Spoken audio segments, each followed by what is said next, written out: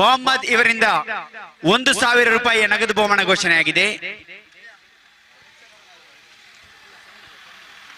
All is time, he went for it. Can he get 1,000 rupees? Yes, it is. Arshad Bajal, you beauty. Not only got that 6 valuable run, and he pocketed that 1,000 rupees from the owner of that Rajdhani Jewellers owner Mohammad Sir offered that 1,000 rupees cash prize. Rajdhani Jewellers ಇದರ ಮಾಲಕರಿಂದ 2,000 ರೂಪಾಯಿ ನಗದು ಬಹುಮಾನ ಘೋಷಣೆಯಾಗಿದೆ. ಇನ್ನು ಹೊಡೆಯುವಂತ 6 ಗೆ Arshad Bajal he hearing that prize money and he deposited the ball outside the park for 6.